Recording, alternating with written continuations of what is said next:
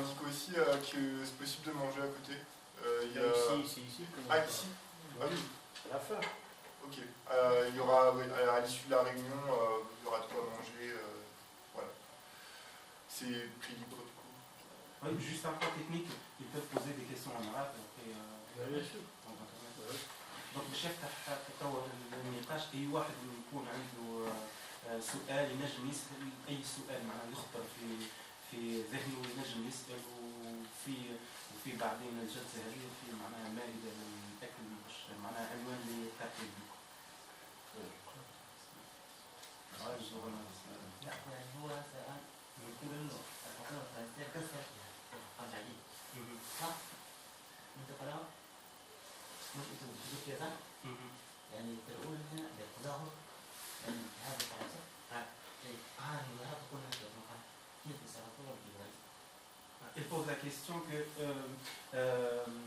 l'intervenant a posé la question pour organiser des manifestations à Strasbourg. Il pose la question, ces manifestations, ils auront lieu où exactement? À Strasbourg ou bien à Paris? Quelle manifestation? Du 16? Non, c'est pas celle du 16 mars, ça il a bien compris. Mais s'il y a la possibilité des manifestations à Strasbourg, plutôt des manifestations pour le sans-papier à Strasbourg, ce sera organisé à Strasbourg ou bien à Paris ou bien dans un autre. Non, ça c'est sa question. Ok, je suis très content. Je crois que chaque préfecture ici en France est indépendante. Aujourd'hui, les migrants et les sans-papiers de Strasbourg, s'il n'y a pas de collectif, doivent mettre sur place un collectif à Strasbourg. S'ils doivent marcher devant les autorités de Strasbourg, ils doivent marcher devant le préfet de Strasbourg, ils doivent manifester devant la police de Strasbourg. Donc إجابة على سؤال يقول إنه التظاهرات هذه ما تنجم تتم وحيقول حاجة أخرى قبل اللي معناها لا بريفكتور في فرنسا اللي هم أذكياء معناها كتير وعلى الأساس هذا إنه لما تكون ما تكونش فما معناها تجمع وما تكونش فما معناها بنية وناس متحدين ويمشوا معناها في نفس الوقت معناها في نفس الاتجاه المظاهرات هذه يلزمها تكون في ستراسبورغ وامام معناها السلطات في مدينه ستراسبورغ.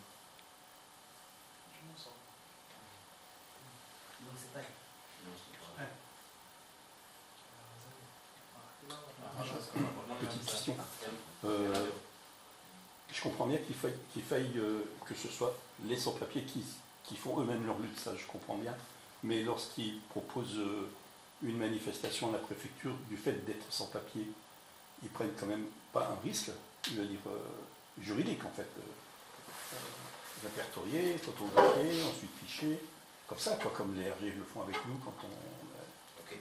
Et après, individuellement, se faire aligner, quoi. Merci beaucoup. Je peux traduire juste la question. Ok. السيد يطرح سؤال هو سؤال في الحقيقة مهم برشا لأنه في حمايتكم أنتم الشخصية.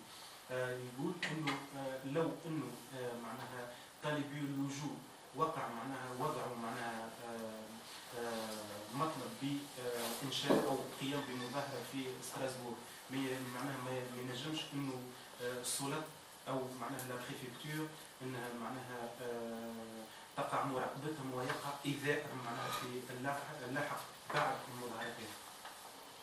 Merci beaucoup. Non, ok. Nous, je suis du collectif de sans-papiers de Paris. Nous, on n'est pas une association, on est un collectif. Donc, on n'a même pas de base juridique. Mais chaque vendredi, nous marchons à Paris. Des sans-papiers marchent à Paris. C'était même une institution aujourd'hui à Paris. C'est même une institution aujourd'hui en Europe. L'essentiel, là, nous, on respecte les institutions françaises. Nous respectons la loi française. Nous, on ne peut pas se lever, marcher comme ça, sans une autorisation de marche. Nous, on dépose une autorisation de marche à la préfecture de Paris. La marche que nous faisons, elle est autorisée. Nous sommes encadrés par la police. On a un point de départ, on a un point d'arrivée. Pendant tout le parcours, la police ne peut toucher à aucun sans-papier. Parce que c'est une manifestation qui est autorisée par la préfecture de police. Donc depuis 1996, quand les sans-papiers ont décidé de prendre leur destin en main, ils ont mis sur place le collectif des sans-papiers. Nous marchons tous les vendredis à Paris. Nous, on a fait beaucoup de marches des sans-papiers. Madame est là. La marche Paris, la marche européenne, on l'a fait. La marche Paris-Nice, on l'a fait. On a fait le Grand Paris. Je suis même allé à Abidjan. En novembre 2017 avec des sans-papiers. Je suis sorti du territoire français avec les sans-papiers. Je suis parti à Abidjan avec les sans-papiers lors du sommet France-Afrique. Je suis parti à Bamako en janvier, sommet France-Afrique en 2017 avec les sans-papiers. Il faut respecter la loi française. Il faut respecter les institutions françaises. Tant que vous respectez ces lois et ces institutions françaises, ça va marcher. Ça va marcher. Ok. Merci. دونك هو يقول على اجابه على معناها اجابه السؤال اللي طرحه سعيد، يقول انه ما فماش اي معناها مشكل، ما فيش اي خطر انه من خلال المظاهرات حتى الاشخاص اللي طالبي اللجوء ومن غير اوراق، يكفي انه يقع معناها وضع معناها امضاء او تعريف بالامضاء في معناها لا بريفكتور لانذارهم بمعناها بحصول مظاهره لاشخاص معناها طالبي اللجوء او من خلال اوراق. ويقول انه هو معناها شخصيا معناها كشخص معناها من غير ما عندوش ما فيش اوراق، ما عندوش اقامه قانونيه، يقول انه راح لابيجان وكوت ديفوار مع اشخاص من غير اوراق، ومعناها رجعوا الى فرنسا، والشرطه معناها وشرطه الحدود معناها لم تتعرض لذلك. Ouais. Moi j'habite à Paris et ce que répètent souvent les délégués des collectifs de sans-papiers, c'est, pour répondre à ta question, c'est que globalement pour un sans-papier, le pire danger c'est quand il est isolé. Donc, C'est plus dangereux d'aller prendre le métro tout seul, d'aller travailler tout seul chez un patron qui peut à n'importe quel moment te dénoncer si tu l'emmerdes, que de manifester ensemble, parce qu'en fait la manifestation déclarée, en plus c'est le seul moment où tu es légal en France. Ah ouais, ok. On sait que tu vas être là. Et en réalité, c'est l'organisation collective qui permet ces forces-là. Et les différents collectifs de sans-papiers, que ce soit la CSP 75, celle du 17e arrondissement, etc., elles ont obtenu un nombre de régularisations incalculable depuis ces 15 dernières années. Donc هو الصديق يقول كرد على سؤال على خطورة القيام بمظاهرة غير مرخصة، يقول انه ما فماش خطر. وقتاش يكون ما فيش خطر؟ وقت انه تكون المظاهرة هذه معناها مؤطرة وعندها معناها مساعدة اللي يتجاه من المجتمع المدني ومن المنظمات، لكن في خطر انه وقت اللي تكون المظاهرة هذه غير منظمة وما فيهاش اي دعم وما فيهاش اي معناها مساعدة من المجتمع المدني، هذه وين تكون معناها مكمن الخطورة.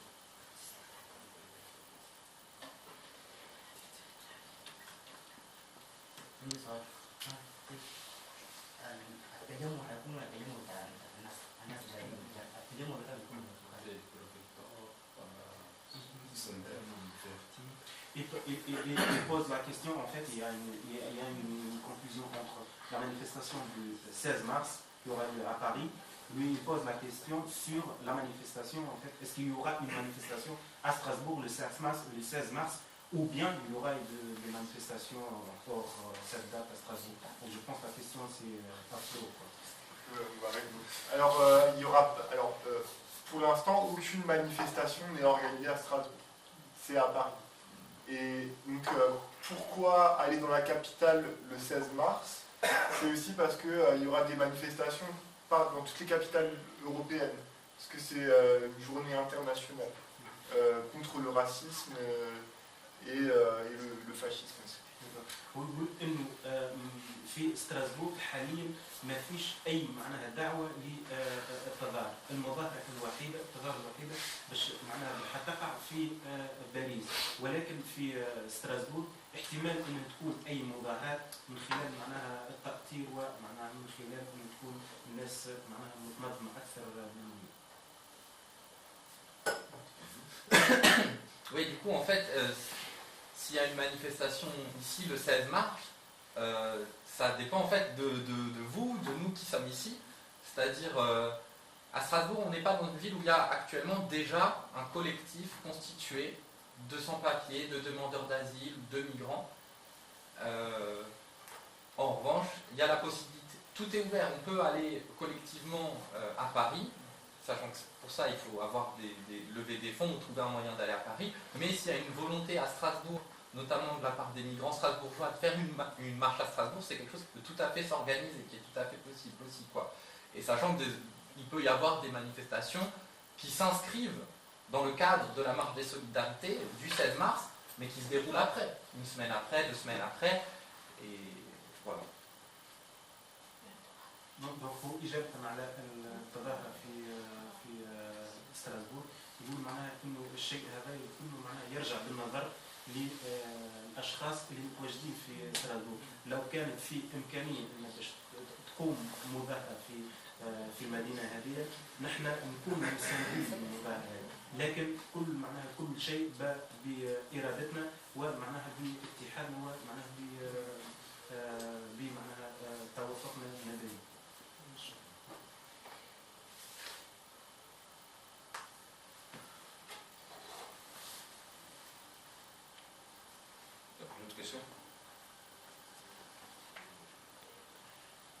ما فيش أي سؤال؟ تمام.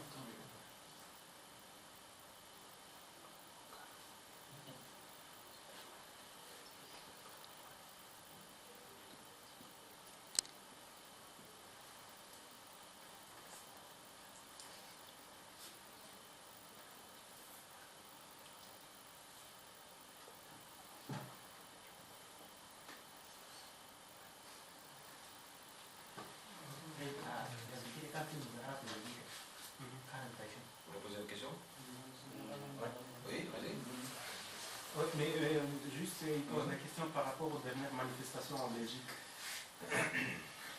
En Belgique, oui, il dit qu'il y avait des manifestations dernièrement en Belgique, mais... Oui, en Belgique, parce qu'en Belgique, il y a beaucoup d'associations en Belgique. J'ai même quitté Belgique il y a 3 semaines, parce qu'on est en train de mettre sur place, comme il y a des élections européennes, il y a d'autres associations qui veulent présenter des sans-papiers comme candidats aux élections européennes, mais en binôme.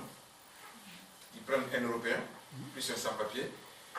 Donc on est sur ce projet.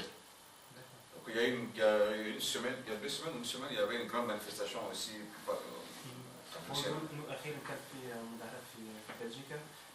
فما وقع في انتخابات البرلمان الاوروبي كانت فما قائمه انه انسان من غير اوراق حيترشح لعضويه البرلمان الاوروبي، لكن من خلال انه يقدم في الواجهه شخص اوروبي، لكن القائمه الاساسيه اللي هي معناها كانت لاشخاص طالبي اللجوء ومن غير معناها اوراق، لكن على هذا الاساس وقعت المظاهرات. La Belgique c'est le pays le plus fermé de l'Europe parce que c'est un État fédéral. هو بلجيكا يكون من اكثر البلدان الاوروبيه اللي هي منغلقه على ذاتها، اللي هي معناها مش مفتوحه على المناطق الاوروبيه. Parce qu'ici en France on a la chance, nous avons des préfectures, nous avons des sous-préfectures, nous avons l'OFRA, nous avons la CNDA, nous avons des endroits où on peut déposer la demande de titre de séjour, que ce soit un migrant ou un sans-papier. En Belgique c'est un État fédéral, c'est un organe central qui gère tout. دونك في فرنسا نحن متميزين على بلجيكا، انه فما معناها كثير منظمات كامله تقدم بها مطالب اللجوء ومطالب الاقامه، لكن في بلجيكا هي دوله معناها مركزيه ما عندهاش معناها فروع في الولايات والمحافظات، هذه هي المؤسسه كامله. En France, le père d'un enfant français peut avoir le titre de séjour. Le conjoint français peut avoir le titre de séjour, mais ce n'est pas le cas en Belgique. في فرنسا انه اب لشخص اب لابن فرنسي يستطيع انه يقوم يعطوه الاقامه في فرنسا، لكن في بلجيكا الامر مخالف غير ذلك. En même temps, en Belgique, ils ont créé des centres de rétention. Ils ont mis beaucoup de demandeurs d'asile dans ces centres. Donc, ils contrôlent tout en Belgique. دونك في بلجيكا وحتى معناها طالبي اللجوء يقع معناها ايذائهم في مراكز معتقلات غير معناها في كالمبيتات في ستراسبورغ او في ايطاليا، لكن هم محبوسين منعزلين عن العالم الخارجي. Même en Belgique, les soutiens qui hébergeaient les migrants et les sans-papiers étaient vraiment poursuivis par l'État fédéral belge. حتى الشخص الذي معناها يقع إيواء طالبي اللجوء يقع معناها اعتقال من طرف الشرطة البلجيكية.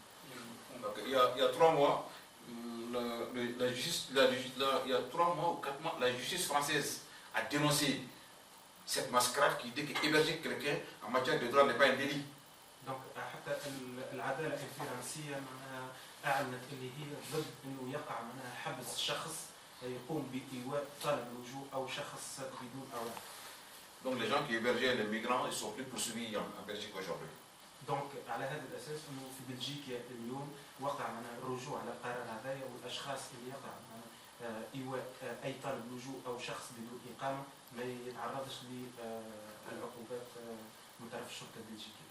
Et puis il y a une semaine, même les gens qui empêchaient aussi, souvent on mettait les migrants ou les sans-papiers dans les vols, dans les avions, les gens qui se levaient dans les avions pour dire qu'ils ne voyagent pas. Donc l'État belge vient de dire que les gens ils ne sont pas condamnables. C'est pas un délit. Donc ومؤخرا انه حتى لما يقع معناها ترحيل اي شخص بدون اقامه او طالب لجوء معناها المسافرين في نفس الطائره معناها يرفضون الجلوس وبذلك معناها الطائره لا معناها ما تقومش بالسفر ويقع معناها انزال طالب اللجوء وارجاعه الى بلجيكا. Merci, il y en a plein, je ne vais pas détailler tout. Oui. Mais en France aussi, il y a des personnes qui aident et qui sont poursuivies. Plein de pays en France, plein de gens. Plein de gens sont poursuivis. Des gens, oui, des gens qui aident les migrants à passer de la frontière de l'Italie pour la France, ils sont poursuivis par la police. Ils sont condamnés, ils sont jugés. Oui, en France. Même les gens qui empêchent le vol, le départ des migrants. Autrefois, nous, on amenait des tracts. Moi, je suis du Mali, je parle Bambara. L'avion qui va à Bamako amène un migrant. Je vais voir les Maliens qui sont là, je leur dis, mais non, il ne faut jamais accepter. Il y a un migrant qui est attaché, scotché. Ils mettent du scotch. On l'attache, on le met dans l'avion. Je dis qu'il y a un migrant malien qui est dans l'avion, il ne faut pas accepter qu'il voyage. Je donne des tracts. Maintenant, nous, on est contrôlés, on est suivis par la police. C'est compliqué en France. C'est compliqué. Aujourd'hui, si tu prends un délit, il te condamne. Bon, maintenant, il faut dire que Cédric Héroux, qui faisait passer beaucoup, enfin qui hébergeait beaucoup de migrants qui passaient de l'Italie à la France, ils ont essayé de le poursuivre plusieurs fois, mais finalement, maintenant, le tribunal l'a relaxé. Voilà, parce qu'il s'est acharné, il a résisté, il a tenu le choc. Par contre, il y a des gens qui ont été condamnés à Besançon et... Ah oui, oui. Oui, à Besançon, il a été condamné. Oui, à Besançon. Par contre, il a réussi à faire introduire indirectement la notion de fraternité dans la Constitution, je crois, ou quelque chose comme ça. Ce qui fait que ça a freiné les condamnations. Ouais, c'est bien. Oui. En fait, ça me fait grand plaisir pour nous en fait, d'avoir avec vous. En fait, j'ai une petite question, si ça prend du temps. Moi aussi, je suis un immigrant, je suis un immigré, je suis un Libyen. Je suis venu en 2017. Je suis venu en Italie et après j'ai passé à Marseille jusqu'à je suis venu à Paris.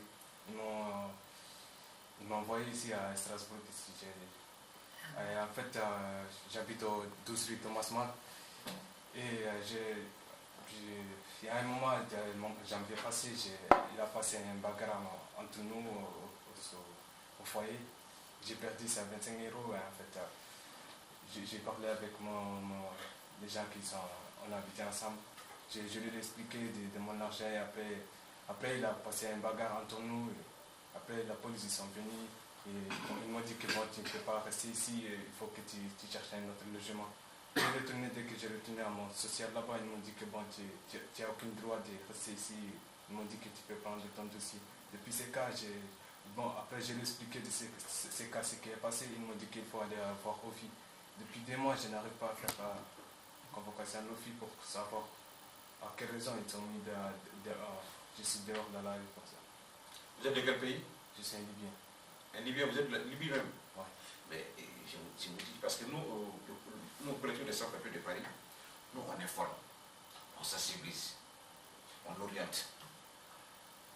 J'ai dit ici, nous respectons les lois françaises. Nous respectons les institutions françaises. En France, on ne tape pas. En France, on ne se bagarre pas.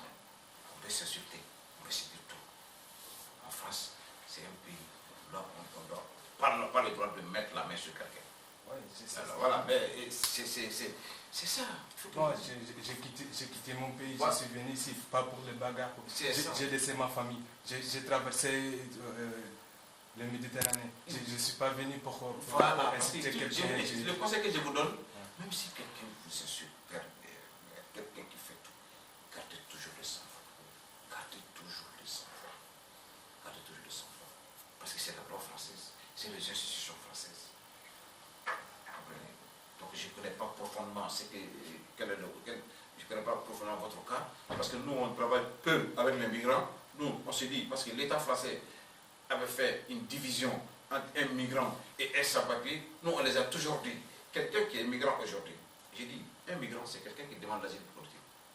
Soit il est venu avec un visa en Europe, le visa il a expédié, il a demandé l'asile politique, soit il a violé l'intégrité territoriale de l'espace Schengen, il est rentré par la Libye, par l'Espagne, tout ça passé par un aéroport ou par une entrée bien contrôlée par la police frontière. Ça c'est un migrant qui demande l'asile. Ça c'est à travers le Dublin 1, le Dublin 2, l'Eurodac et le Dublin 3 que nous condamnons tous. Nous on a toujours dit, un migrant, quand il est dégoûté de l'asile, il devient un sans-papier. Quand on lui donne un statut, il devient un réfugié. Donc c'est pourquoi je lance l'appel, qu'il soit migrant ou sans-papier, que nous menons le combat là, ensemble. Quand vous aurez le statut de réfugié, quand vous aurez le statut, vous devenez un réfugié. Quand on vous refuse le statut, vous devenez un sans-papier. Donc nous avons le même combat. Mais je ne connais pas trop votre cas. Je ne pourrais pas vraiment. Mais je vous dis, mettez-vous ensemble. Mettez-vous avec les soutiens. Discutez avec les soutiens. Échangez avec les soutiens. Parmi les soutiens, il y a les avocats. Parmi les soutiens, il y a des anciens maïsras. Parmi les soutiens, il y a beaucoup des hommes de ressources ou des femmes de ressources qui sont là, qui peuvent vous aider, qui peuvent vous orienter, qui peuvent vous guider et puis qui peuvent vous créer un schéma directeur du Coran qui est très important. Alors on a loupé la traduction du coup. Je ne sais pas s'il y en a. Non, laisse-moi. Ça va échapper. Je vous rappelle pas.